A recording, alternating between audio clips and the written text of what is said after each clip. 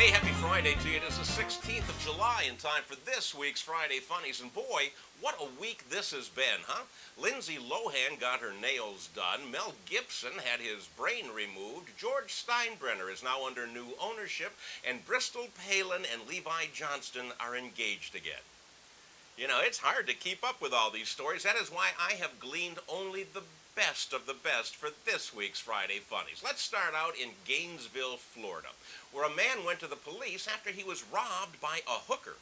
The man had negotiated a price to have sex with the woman, but then she smiled at him and revealed a really gnarly set of choppers to the point where the guy went, "Whoa, man, I didn't know you were English." And he tried to get away, but old Snagglepuss grabbed his checkbook, which had $78 in it, and she ran away. Police later caught her and arrested her, charged her with robbery and dental anguish.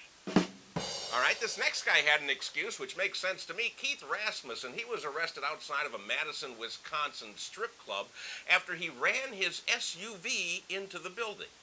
Mr. Rasmussen was asked to leave the Visions nightclub after he threw up in the VIP area. Apparently, he thought it stood for vomiting in public.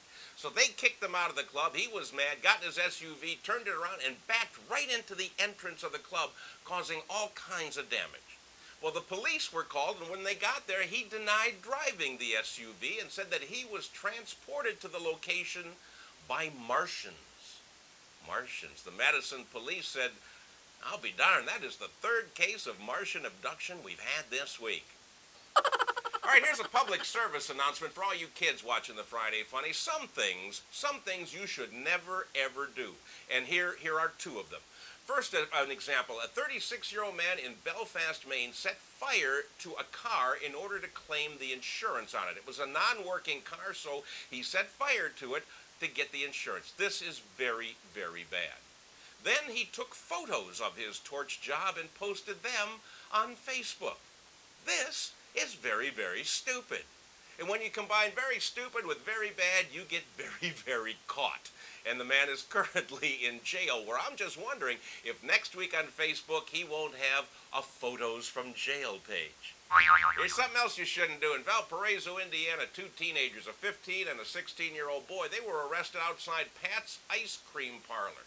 They went into Pat's to apply for summer jobs. They filled out the applications, and when they left, one of the boys spotted the tip jar on the counter, dipped his hand into it, and took the dollar bills.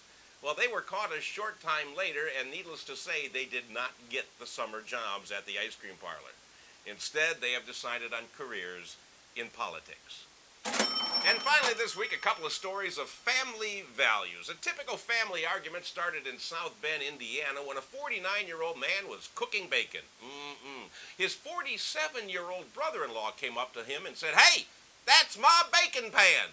And he grabbed the pan, and they struggled over it, and he hit the man over the head with the pan, causing a gash that required 11 stitches to close. They were both burned by the hot grease, but the weirdest part of this story was in the official police report, because the last line of the official police report was this: "2 pieces of bacon were found in the closet."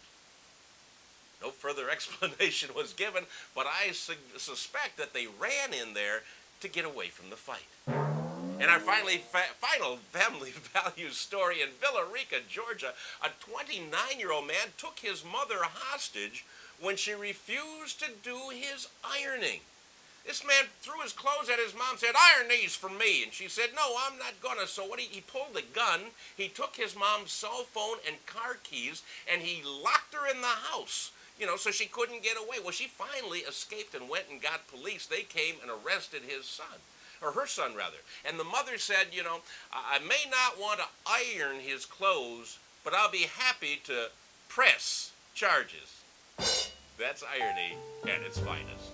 Hey, that's all I have for you this week. Remember, in this heat, try to stay cool. Make sure you're very well hydrated. Drink plenty of water. I like to flavor mine with scotch.